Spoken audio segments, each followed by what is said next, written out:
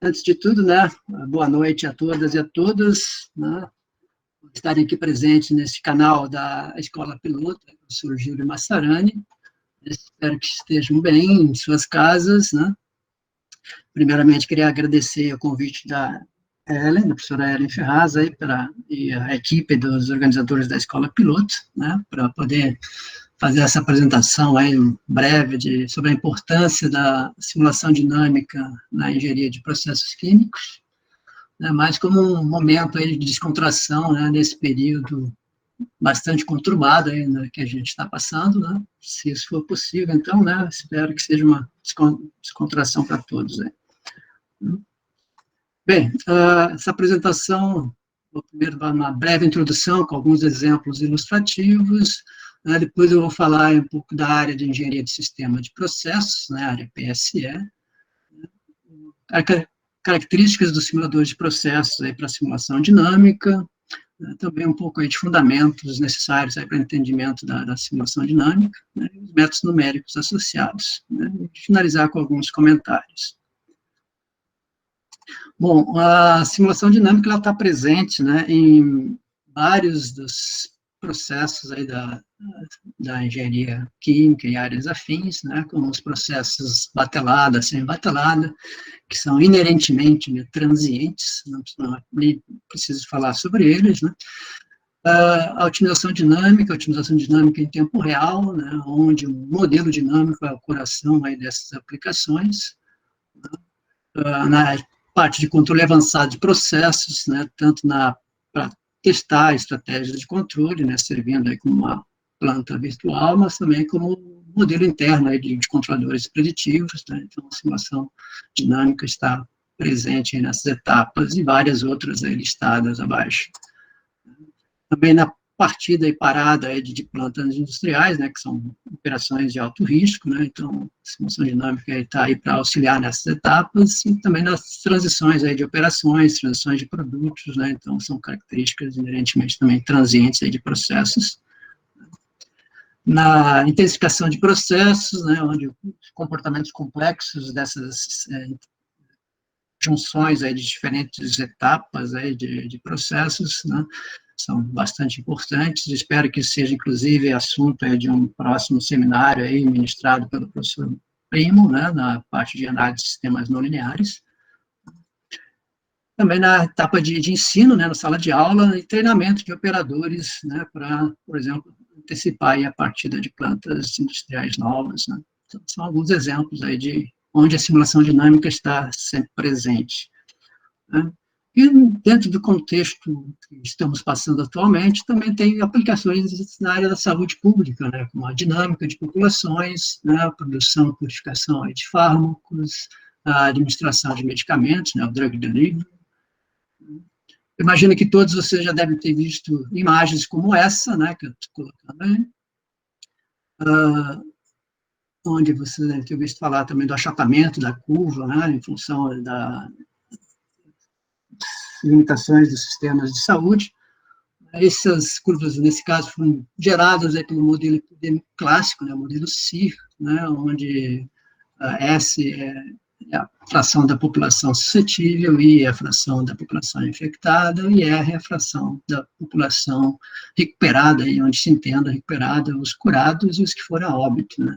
Então, esse é um modelo simples, descrito aí por um sistema de duas equações diferenciais ordinárias e uma equação algébrica, né, um sistema algébrico diferencial, né, dadas suas condições iniciais, né, que, dentro do contexto de engenharia de processo, ele pode ser encarado como um reator batelada, né, tá? Onde, nesse modelo, a população é constante, você pode encarar como um volume constante, tem as três espécies envolvidas, e ocorrem as reações químicas ali de S mais I dando 2I, e dando R, né, e onde essas equações nada mais são do que os balanços de massa das espécies, né, usando aí as leis de potências, né, a lei da ação das massas. E um parâmetro que aparece frequentemente na mídia, né, é o número básico de reprodução, que para esse modelo simples, o R0, né, é a razão entre a constante aí da taxa de infecção sobre a constante da taxa de recuperação. Um exemplo aí de associação aí de engenharia de processos com problema atual da pandemia. E nessas apresentações, toda vez que surgia esse símbolo aqui embaixo, né, do Enzo, né, significa que esses resultados foram também obtidos no simulador dinâmico de processos Enzo.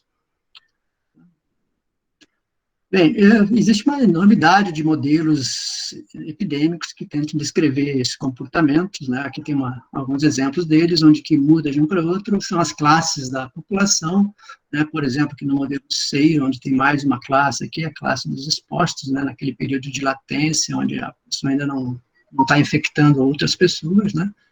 Aí depois ele passa para a classe I, onde começa a infectar. Né? E também aqui o modelo CIR-D, onde a classe dos recuperados foi dividida nos que foram efetivamente curados e nos que foram ao óbito. Né? Então, são alguns exemplos de modelos, né? Tem vários outros, né? Tem, por exemplo, modelos mais complexos, com mais classes, né? Esse aqui é o modelo Siddharth, bem recente, desse ano, né, onde tem a classe dos suscetíveis, dos assintomáticos, dos assintomáticos confirmados, dos sintomáticos, sintomáticos confirmados, dos casos graves, dos casos curados, e os que foram óbitos. Né? Então, esse modelo, claro, com mais parâmetros serem determinados. Né? Tá? Então, todos esses modelos que foram comentados até agora, eles partem da premissa, né, que a população, essas classes todas estão homogeneamente misturadas, mistura perfeita, né, dentro de um reator batelado, né, e que se você estender isso para países, cidades, você tem populações distribuídas de maneira heterogênea, né. Então, com isso, você pode fazer clusters, né, de populações, né, regiões, bairros, cidades, né, como aqui nesse exemplo ilustrativo aqui, a gente tem 3 bairros, né, Barra, Copacabana e Botafogo, suas populações, né, e dentro de cada um desses clusters, né, você tem algum daqueles modelos aqui, por exemplo, está usando o modelo CIR-D, onde há o fluxo, né, de populações de uma região para outra, e aí você pode agora mudar aquele reator batelada para um reator CSTR, né, as mesmas premissas, né, e aí escrever isso dentro de um contexto de um fluxograma de processos. Aqui tem, por exemplo, um resultado aí só ilustrativo, né, de como seria a evolução aí da fração da população infectada em cada uma dessas regiões ao longo do tempo. Bem, de posse desses modelos, né, você pode começar a usar ferramentas, né, na área de engenharia de processos, como, por exemplo, estratégias de controle, né, que você pode fazer uso desses modelos para construir controladores, onde, no caso, as ações de controle são as ações, as políticas, né, de isolamento social, outras ações aí que tentam reduzir a taxa de contágio da população. Já tem até alguns trabalhos publicados nesse sentido, aqui eu listo 3 trabalhos aqui embaixo, né, um usando o modelo CIR, o outro modelo SEIR e o outro modelo Siddharth, usando estratégias de controle. Por exemplo, o primeiro deles aqui, o modelo CIR, né, usando um modelo preditivo, aqui estão aquelas mesmas equações de antes, agora onde aquele constante beta passa a ser uma variável manipulada, né, cujas ações aí de isolamento social vão modificar o valor dessa constante, né, e com isso mudar o número efetivo agora de reprodução, né. E tendo esse modelo, né, você consegue prever o comportamento futuro dessa população e tomar ações corretivas aí para evitar que a quantidade de infectados aí viole aí o limite da capacidade do sistema de saúde aí da região, da população, da cidade, né, do país. Exemplos de aplicações aí que podem ser feitas. Mudando um pouquinho de exemplo, né, ainda na área da saúde, né, a gente tem, por exemplo, a produção de biofármacos, né, assim como vacinas e enzimas para tratamento de algumas doenças, que geralmente são conduzidas em reatores batelados ou batelados alimentados, né, que requerem, então, modelos dinâmicos, né, como os modelos do próprio bioreator, né, um modelo cinético de características do micro-organismo, né, e se você dispuser aí da rede metabólica aí desse micro-organismo, você pode até resolver problemas de otimização para expressar os metabólitos de interesse aí desses reatores. Né. Um outro exemplo, né, na parte de produção de biosensores, né, utilização de biosensores, né,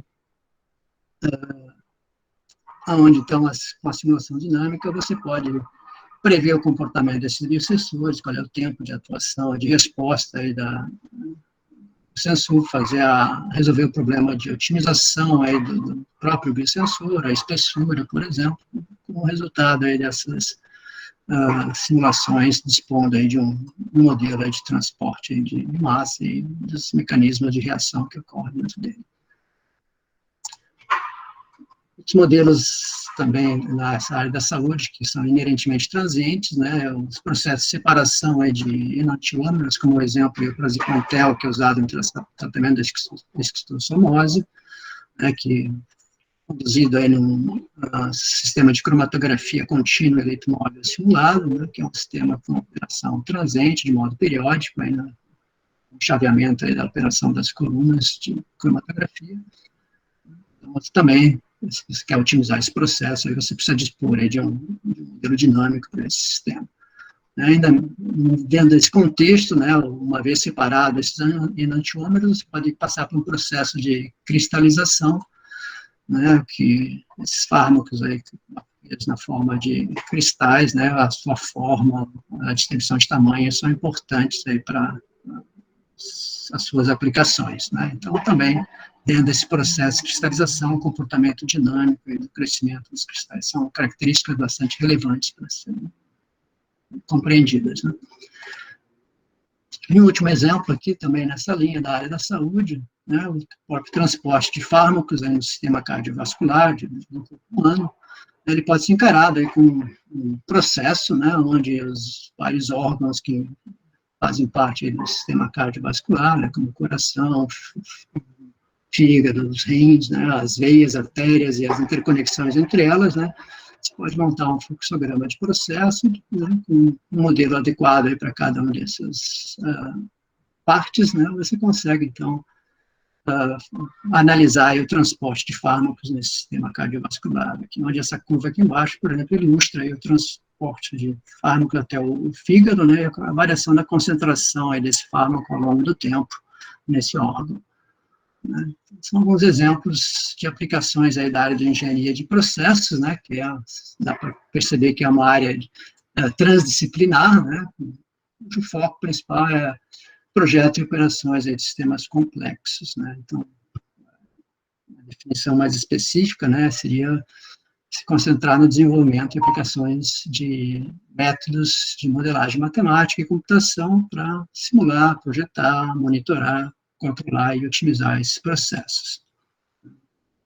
A Associação Brasileira de Engenharia Química, né, criou recentemente a área temática, né, da área de PSE, onde nesse site aqui vocês vão encontrar aí uma vasta quantidade de aplicações aí da área de engenharia de processos, né, nas mais variadas áreas da engenharia química e áreas afins. Bom, então, na área de engenharia de processos, né, as principais aplicações aí que estão presentes nessa área, né, é a parte de desenvolvimento de novos produtos e processos, né, o projeto de sistema de controle e monitoramento de processos, a partir da parada de plantas, a otimização de todo o empreendimento, né, planejamento e programação da produção, otimização dinâmica estacionária em tempo real, atualização de modelos, né, estimadores de estados, analisadores virtuais, né, treinamento de operadores, e projeto e análise de processos. Então, essas várias aplicações, elas se valem aí de ferramentas CAPE, né, Computer Aided Process Engineering, né, que são ferramentas da área de PSE, para simulação de processos, análise de sensibilidade, otimização, reconciliação de dados, estimação de parâmetros. E todas essas ferramentas têm como coração, né, um modelo estacionário, um modelo dinâmico desse processo, dependendo das aplicações. E dessas várias aplicações mencionadas, né, a maioria delas são inerentemente dinâmicas, né, ou seja, requerem um modelo dinâmico. Até daria para dizer que essa do desenvolvimento de produtos, né, se a gente levar em conta aí a dinâmica molecular, também está dentro dessa classe. A parte de projeto de processos, se a gente levar em conta características de controlabilidade e operabilidade, então também pode requerer, então, estudar o comportamento dinâmico também na etapa de projeto de novas plantas industriais. Nesse caso em particular, né, tem um exemplo bem característico aí que eu gosto de mostrar, né, que é o projeto de uma coluna de alta pureza para separação de propeno e propano, né, onde o projeto foi feito lá com o modelo de estado estacionário e o condensador foi superdimensionado. Então, ao colocar essa unidade em operação, né, com o sistema de controle aqui, o controlador de temperatura da corrente de topo, né, usando a vazão de fluido refrigerante, ele não conseguia atender, por mais bem sintonizado que fosse, né, as especificações aí de operação dessa coluna, né, que seria o set point aqui da temperatura do condensador, e o controle, que é essa linha em vermelho, e não consegue atender os requisitos aí do controlador. Né. E aí, depois que foi trocado aí o condensador, mais bem dimensionado, né, aí a estratégia de controle conseguiu aí atender as especificações de controle, e com menor consumo de energia, né, que dá para ver aqui pela abertura da válvula do fluido refrigerante, que ela teve uma menor demanda aí do fluido refrigerante. Então, também, além de você atender os requisitos de operação, você consegue uma maior eficiência energética. Ainda dentro do contexto PC, ainda tem as transformações digitais, né, que são, vocês devem ter ouvido falar aí nessas várias denominações, terminologias aí, né, dentro da indústria 4.0, né, machine learning, digital twins, né, deep learning e assim por diante, que são nova roupagem para assuntos aí que já são estudados há muito tempo, aí no PEC, pelo menos há 30 anos se estuda né, todos esses conceitos. E no caso particular do Digital Twins, né, que envolve também o tema dessa nossa seminário de simulação dinâmica, né, lá em 2004, né, no primeiro seminário de otimização e automação da Petrobras, foi apresentada essa imagem, né, onde a gente já tinha, só que no lugar do Digital Twin aqui estava escrito planta virtual, né, onde é uma réplica, né, digital aí do processo, onde você, com os dados do processo, você alimenta essa réplica digital e ela, dependendo da ferramenta que está sendo usada, leva a novas ações aí para melhoria do processo real. Então, esse termo aí, Digital Twin, é devido inicialmente ao trabalho de Michael Greaves, lá de 2002, mas ele não usou essa denominação, ele usou outro termo chamado PLM, né, Product Lifecycle Management, né, para a indústria de manufatura, né, e cuja essa alcunha só surgiu em 2010, lá pelo John Vickers, né, da NASA, né, e aí esse termo pegou, né, e ficou até hoje essa denominação. Então, o Digital Twin, como é chamado atualmente, né, com ele você pode fazer, por exemplo, detecção, diagnóstico, prognóstico de eventos, né, de um processo real, né, monitoramento, manutenção preditiva, análise de cenários, né, um RASOP, né, usando simulação dinâmica, trabalhos nessa linha, né, que é bastante relevante, né, para reduzir o tempo desse tipo de análise, né, principalmente também na área de otimização, né, para levar a planta aí aos seus melhores indicadores de desempenho, né, então são algumas das aplicações aí dos Digital Twins.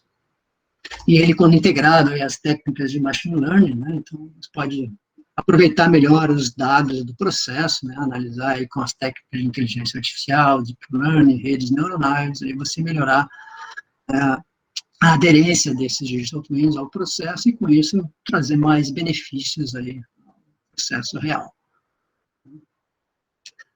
Uma das abordagens que tem sido estudada mais recentemente é essa combinação, né, de modelos baseados em dados com modelos baseados em fenômenos, né, os chamados modelos híbridos, né, para a construção desses Digital Twins, para as diversas aplicações. Aí, assim, eu listo como exemplo algumas que têm sido feitas ali no nosso grupo de pesquisa, né, que é a parte de Digital Twins para plataformas offshore, né, que são modelados aí todos os dispositivos, postes, linhas de produção, separadores, né, sistemas de compressão, separadores de membranas, maneiras moleculares, próprias estruturas de controle desses processos.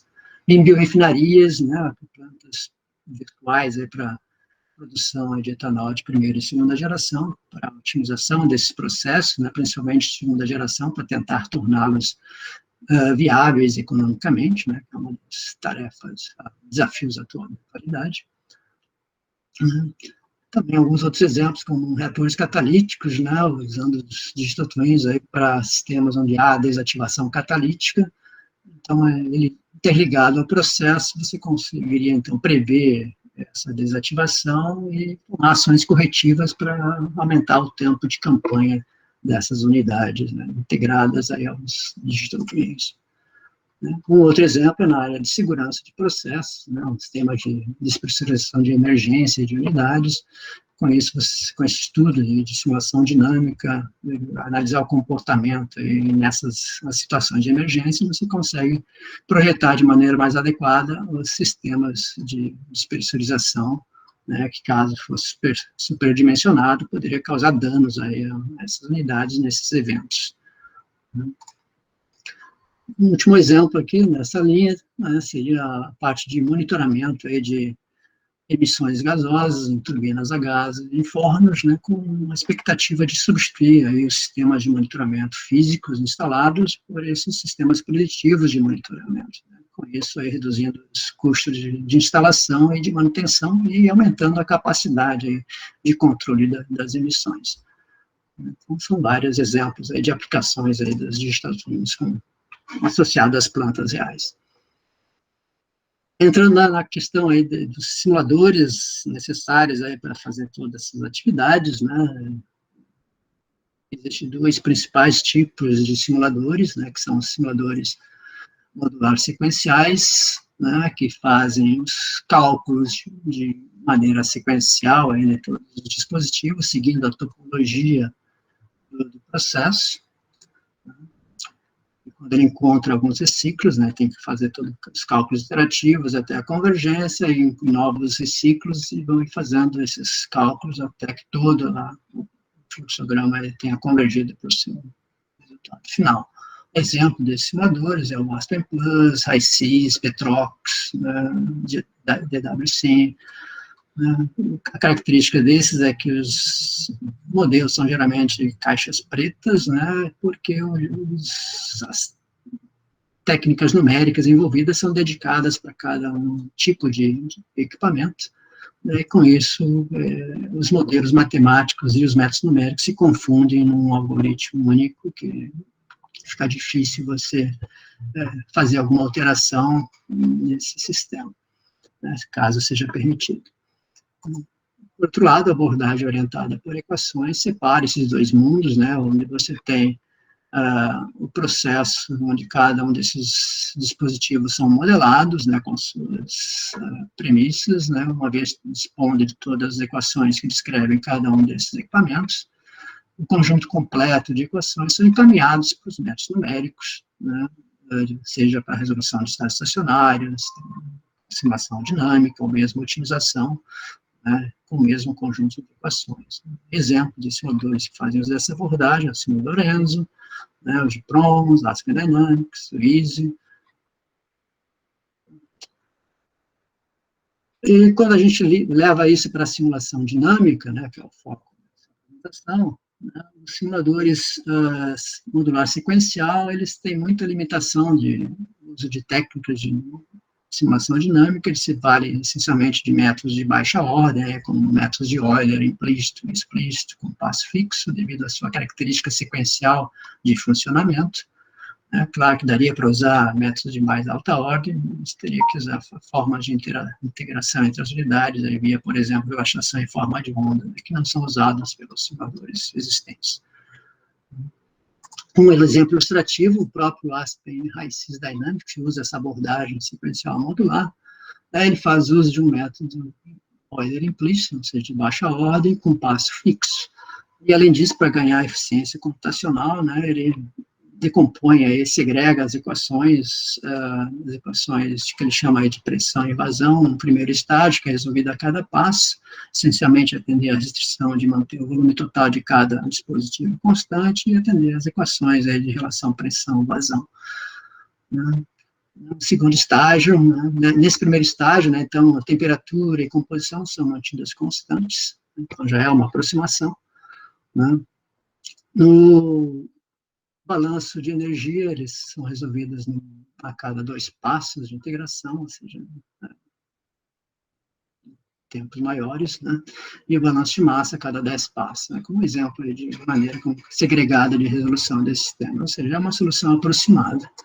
Já nos métodos orientados por equações, né, como todas as equações são resolvidas simultaneamente, você pode dar qualquer tipo de integração, né, integrador, seja ele da família dos métodos de Runge-Kutta, seja na família dos métodos de retrodiferenciação, pode usar, controlar a acurácia, variando o passo e a ordem, né, e tratar aí problemas de índice também, que eu vou falar um pouco mais adiante. Então, tem bastante vantagem nessa abordagem. Tá? Espero que todos estejam me ouvindo também ainda, né? Que a gente sem interação fica difícil de saber se a comunicação está bem, né? Tá bem claro, Júnior. Ouvindo bem. Tá bem, então tá. Os simuladores orientados por equações, por outro lado, né, eles precisam de melhores condições iniciais, chamar condições iniciais consistentes para funcionar bem, né? Às vezes é difícil de obter essas condições, né, e um caminho é fazer a integração aí de simuladores estacionários, né, como o Easy integrando com ENS, como o Aspen Plus integrado com o Aspen Dynamics, para dar maior robustez a esse tipo de solução. Ou, por outro lado, né, quando essas soluções são fáceis de serem obtidas, né, eles podem também ser utilizados para obter a solução estacionária via técnicas de relaxação. Então, sumarizando aí as principais vantagens dessa simulação orientada por equações para a simulação dinâmica, né, a gente viu aí que esses modelos podem ser facilmente visualizados, refinados e usados aí, porque você tem eles separados aí das suas técnicas de solução, de resolução. Eles são mais eficientes computacionalmente, da forma que eles são resolvidos de maneira simultânea, né, naquelas características que a gente viu lá na simulação sequencial, né, quando tem vários reciclos aninhados, né, então é bastante complexa a resolução. E quando há problemas também são mais fáceis de diagnosticar onde está o problema. Você tem uma maior flexibilização nas especificações, né, como todo conjunto de variáveis e equações estão disponíveis, né, essa flexibilidade é integral. Né. E para simulação dinâmica, né, foi ilustrado anteriormente, ela é mais apropriada do que a simulação sequencial para esse tipo de problemas.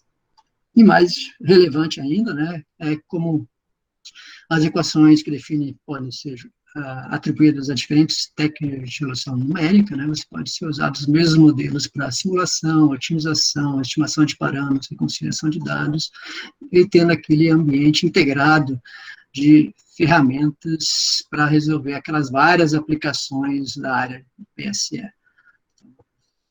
Ele propicia aí a construção desses ambientes integrados. É bastante importante nesse cenário da indústria 4.0. Uma limitação relevante, né, é que ele necessita de prover boas estimativas iniciais para questões de convergência e ter maior robustez. As coisas a serem tratadas. Então, para entender um pouquinho mais dessa abordagem algébrica diferencial, né, que são usadas nesses simuladores orientados por equações, né, eu não vou me estender muito em termos de equacionamento, né, porque a plateia imagina que seja bastante heterogênea, mas acho que é importante entender a diferença aí dessa abordagem com as abordagens tradicionais, né. Esse aqui é um exemplo muito simples, né, de flash multicomponente, onde temos aqui o balanço de massa global, balanço de componente, balanço de energia e as demais equações constitutivas que compõem um modelo de um flash multicomponente.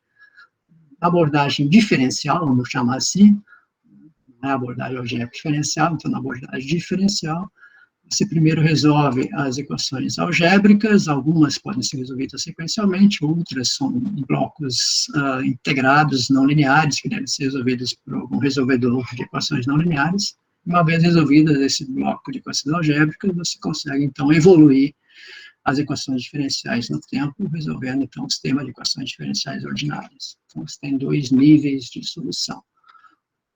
E na abordagem diferencial, você resolve todo esse mesmo sistema de equações de maneira simultânea. Para que isso seja possível, né, você tem que fazer uso de fórmulas de integração, né, que para os métodos de retodiferenciação, a derivada da variável dependente é aproximada aí por essas fórmulas de retodiferenciação em função da variável dependente, gerando um sistema algébrico de equações. E nos métodos de disputa, né, ao contrário, você aproxima a variável dependente em função da derivada, né, de suas derivadas, né, por fórmulas de quadratura, e gera também um sistema algébrico não linear em função das derivadas. Então, qualquer um desses dois sistemas algébricos não lineares pode ser resolvido, por exemplo, métodos de Newton-Raphson, né, e se completa o ciclo de solução dessa abordagem algébrica diferencial, onde todas as equações, então, podem ser resolvidas de maneira simultânea. Aqui tem alguns, por exemplo, 3 exemplos ilustrativos aí dessa comparação entre essas duas abordagens, né, a abordagem tradicional de solução de EDOs em 2 níveis, né, primeiro no nível interno resolve as equações algébricas e no nível mais externo as equações diferenciais. E a abordagem algébrica diferencial que é resolvida de maneira simultânea. Tá? Nesse exemplo nós temos aqui um flash multicomponente com 6 componentes, com a equação de Penrose, né, o integrador da SUC e o resolvedor algébrico Newton-Raphson, né, com essas tolerâncias. Nesse exemplo, a abordagem algébrica diferencial foi cerca de 1,5 a 2 vezes mais rápido, dependendo se está resolvendo estacionário ou transiente. Um problema um pouquinho maior, né, com uma destilação binária, termodinâmica ideal, né, ou seja, passa de 2 a 3 vezes mais rápido essa abordagem diferencial.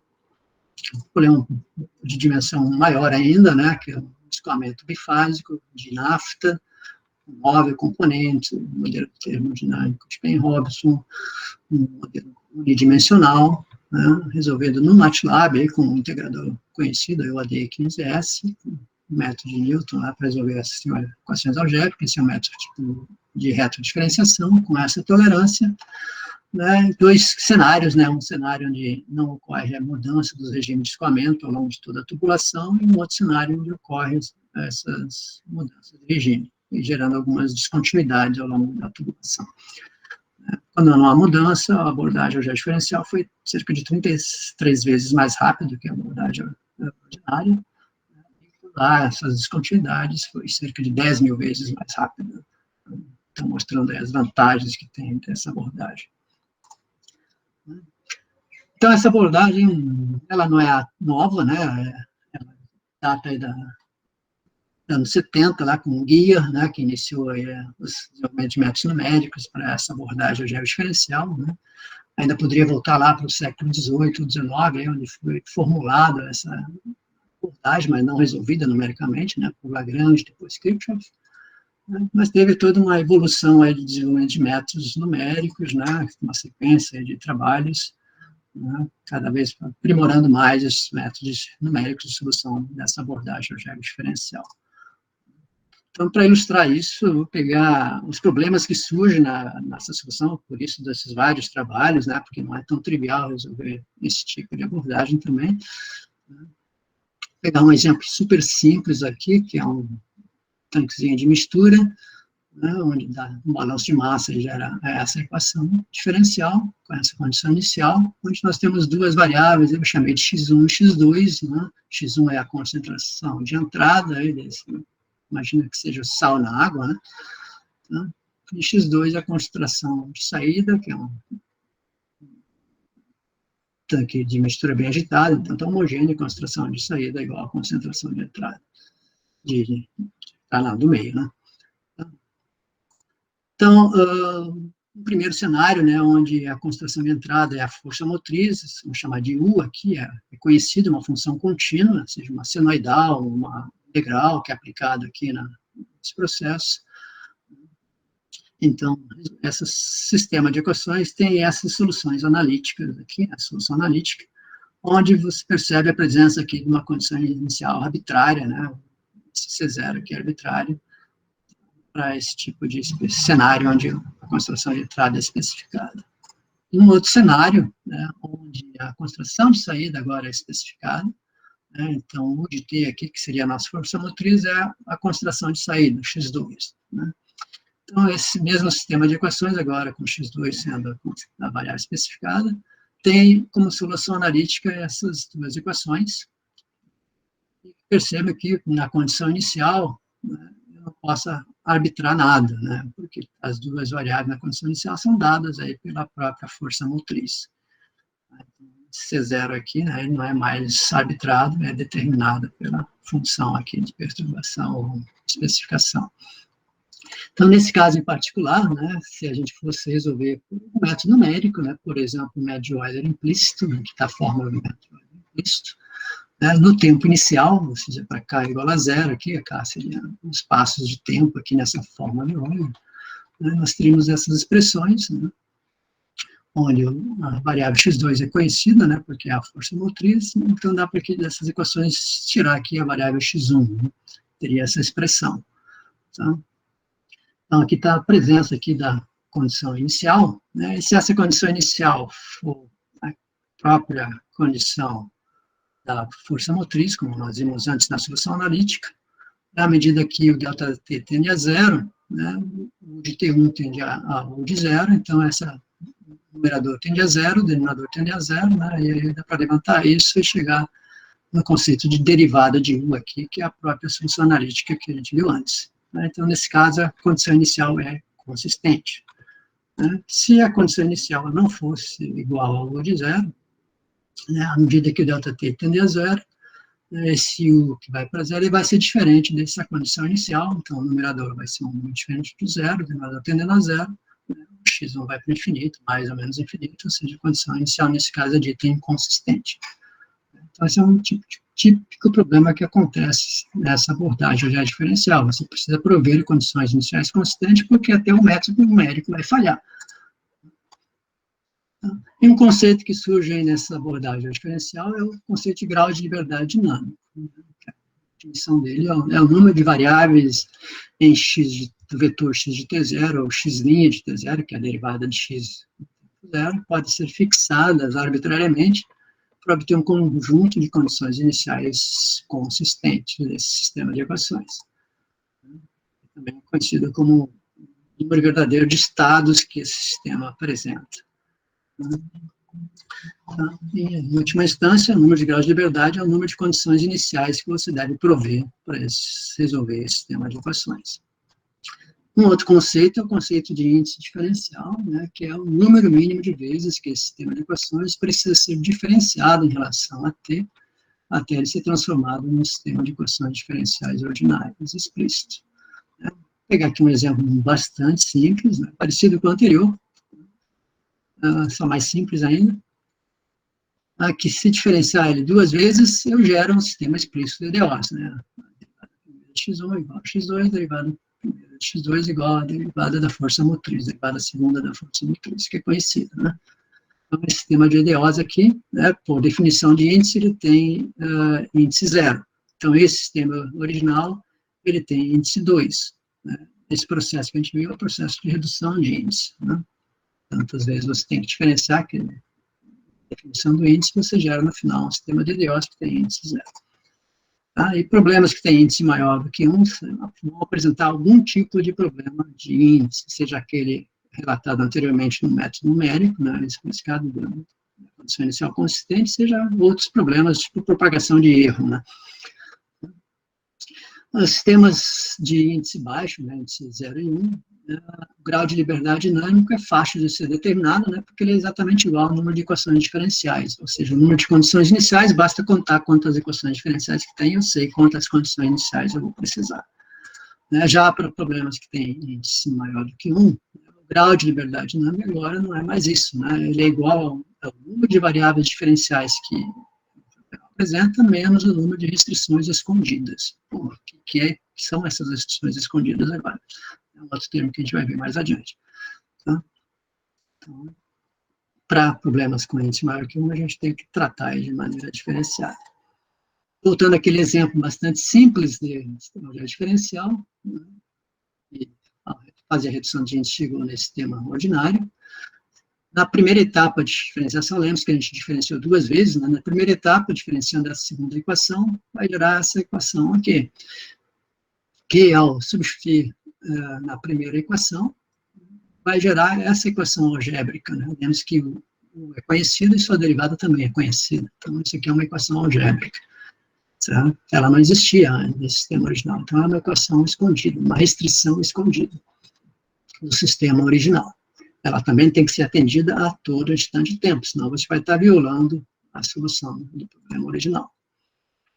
Então, esse sistema tem uma variável diferencial, né, que só tem explicitamente aparece somente a derivada do x1 no sistema original, então tem uma variável diferencial, e você só tem uma restrição escondida. Então, o grau de liberdade é o número de variáveis diferenciais menos o número de restrições escondidas, então, nesse caso, 1 menos 1 a 0. Você tem 0 grau de liberdade, né? Então, esse sistema de equações não admite nenhuma condição inicial arbitrária. Note que no instante t igual a 0, todas as variáveis, né, o x de t0 e o x' de t0, são bem determinadas pela força motriz de suas derivadas. Então, essa é uma etapa de determinação da condição inicial bastante complexa no sistema algébrico diferencial. Então, o sistema estendido, né, como comentei antes, é o conjunto formado aí pelo sistema original de equações algébricas diferenciais e as equações resultantes das etapas de diferenciações para obter o sistema de índice zero, o sistema de equações diferenciais ordinárias. Nesse exemplo que a gente acabou de ver, né, o sistema original era esse, a gente chegou àquela equação escondida até chegar na equação final, lá da derivada segunda, da derivada do x2, que não existia, né, para gerar essa primeira equação e essa última era aquele sistema de equações diferenciais ordinárias. Então, esse é o sistema estendido, né, o sistema original, né, as equações finais e as equações escondidas. Claro que ele tem 4 equações, né, e o grau de liberdade também pode ser determinado por 2 vezes a dimensão do sistema original, né, eram 2 variáveis, então 2 vezes 2 é 4, né, menos a dimensão do sistema estendido, são 4 equações, então 2 vezes 2 é 4, menos 4, grau de liberdade 0 para esse exemplo. E outro conceito, que então seria condições iniciais consistentes, né? Então, o conjunto x de t0 e x' de t0, né, derivada de x com relação à variável independente no tempo zero, no tempo t0, né, é uma condição inicial consistente do sistema algébrico diferencial, né, se ela satisfizer o sistema estendido. Então, já dá para pensar num método consistente de inicialização aí de um sistema algébrico diferencial. Para resolver um sistema de índice elevado, né, nós temos 4 alternativas possíveis, né. Uma delas é você fazer o processo de redução manual do índice, né, que a gente acabou de fazer anteriormente, para gerar um sistema de equações diferenciais ordinárias e usar os métodos adequados para equações diferenciais ordinárias. Ou usar métodos de integração, né, de índice elevado, que existem algoritmos aí disponíveis para isso, né. Ou ainda, né, usar o algoritmo de redução automática do índice, né, via diferenciação simbólica, que é possível, né, em vez de fazer manualmente, fazer usando diferenciação simbólica. Existe uma outra alternativa aí para resolver o sistema estendido com multiplicador de Lagrange. Isso eu não vou comentar aqui agora. Então, em resumo, né, a análise de consistência de um sistema de equações diferenciais passa por várias etapas, né, a primeira, mais básica, né, a análise de grau de liberdade, simplesmente para verificar se o número de equações é igual a variáveis, né, no caso de simulação, ou se o número de variáveis é maior do que o número de equações, no caso de otimização. Depois disso, né, a análise de grau de liberdade dinâmico, né, você determinar o número de condições iniciais que precisam ser providas para a resolução do problema, obter a condição inicial consistente, né. Também tem uma análise de consistência, né, se na abordagem orientada por equações isso é possível, né, fazer checagem do sistema de unidade de medida, né, para ver a consistência das equações nesse contexto, e também para ver se há alguma similaridade estrutural, né, como equações linearmente dependentes na formulação, né. Então, essa seria uma análise estrutural do problema. Então, tudo isso que faz parte de uma análise de consistência de um sistema algébrico diferencial, voltado para a simulação dinâmica. Os métodos numéricos, né, por exemplo, a inicialização consistente também, são vários que tem, a gente lá nos anos 80, né, os trabalhos para os métodos mais simples, como métodos de Euler, foram evoluindo ao longo do tempo, aí formando várias técnicas de inicialização, tá? Aqui tem várias referências para consulta depois. Mas, em essência, né, um método bastante consistente para obter as condições iniciais consistentes é você aplicar o algoritmo de redução de índice para obter o sistema estendido, também determinar os graus de liberdade dinâmicos.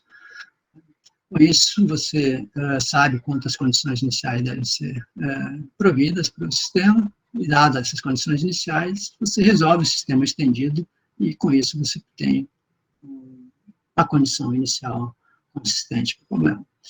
Essa é a técnica utilizada, por exemplo, no simulador ENSO. Alguns métodos de integração para sistemas de índice baixo existem, aqui eu listo alguns, né, para os métodos de retodiferenciação, índice 0 ou 1, podem ser utilizados, métodos de tipo Runge-Kutta, uma série de outros métodos, eles são os mais populares. Para índice maior do que 1, né, existem alguns, são não muitos, né, que usa as formas de retodiferenciação, tem o DACOC, tem o MEPDF também, pode resolver sistemas com índice até 3, os métodos tipo Runge-Kutta, né, o Caldari, um algoritmo que para resolver sistemas de índice até 2, o PSIDE, que também é um método tipo Runge-Kutta, índice até 3, da ETS, né, que é um método que usa a expansão inicial de Taylor, né, que depende de aonde vai ser truncada a expansão, ele pode resolver sistemas de qualquer índice. Então, são alguns dos métodos utilizados. Então, para finalizar aí a apresentação, eu vou fazer uma pequena, breve propaganda aí do simulador ENSO, que foi usado aí, né, para vários resultados apresentados aí nessa apresentação. Ele é um simulador orientado a objetos, né, aquela estrutura de construção de fluxograma de processo, onde cada objeto tem descrito por seu modelo matemático, né, usando uma linguagem de modelagem. Também ele tem aquelas etapas de diferenciação automática e simbólica, né, a simbólica usada no processo de redução de índice, né, para inicialização consistente, a checagem automática de unidades, né, para você manter consistência nesse nível, né, das equações, para ajudar na construção dos modelos, né. Também resolve problemas de índice elevado, né, e realiza todas essas análises consistentes que foram mencionadas, né, de grau de liberdade dinâmica e condição inicial. Bem, dentro daquelas várias aplicações que foram mencionadas no início, né, da área de PSE, e as suas ferramentas associadas, né, dado o modelo dinâmico do processo, esse simulador também tem condições, né, de fazer simulações estacionárias dinâmicas, otimização, caso estacionário ainda, reconciliação de dados estacionário e dinâmico, né, aqui na parte de estimação de estados, reutilização de modelos, estimação de parâmetros e análise de sensibilidade, dentre outras aplicações, né. Então, daria para dizer que já com ele já teria aquele ambiente integrado a ele, as várias ferramentas para as diferentes aplicações da área de engenharia de processos. Bem, como comentários finais aí dessa apresentação, né, a gente viu que a abordagem é diferencial, reduzir consideravelmente o esforço na construção de modelos, né, principalmente com aquela questão da análise de consistência que foi mencionado, né, o custo computacional aí dessa abordagem, né, várias vezes inferior aí da abordagem tradicional de equação, equações diferenciais ordinárias. A análise de consistência é um mecanismo que ajuda, né, principalmente aquela análise de checagem de unidades, né, a checagem da análise estrutural, né, para construção de modelos, né, depuração de modelos.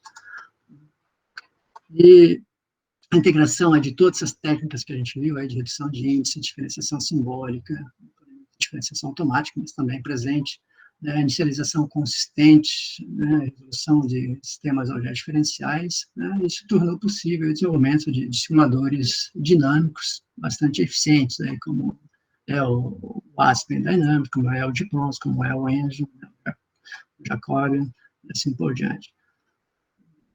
E algumas coisas ainda precisam ser feitas, né, como melhorar as técnicas de inicialização, torná-las mais robustas, né, que é uma das deficiências aí dessa abordagem. integradores, né, desenvolver novos integradores que fazem uso dos benefícios das duas classes de integradores numéricos, também ajuda bastante.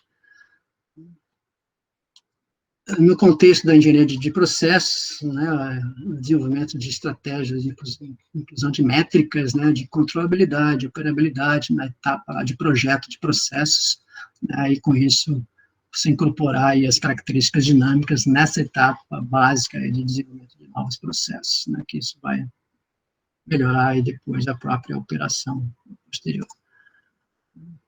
Também aí naquele contexto das técnicas baseadas em dados e baseadas em modelos, né, o aprimoramento aí da integração desse modelo baseado em dados com modelos fenomenológicos, né, é uma área bastante importante de pesquisa, né, para o desenvolvimento dos digital twins de maneira mais eficiente. E a integração efetiva desses digital twins com os processos reais, né, está cada vez ficando mais uma realidade aí da indústria 4.0. Então, com isso, eu encerro a apresentação e obrigado a todos aí pela atenção dispensada.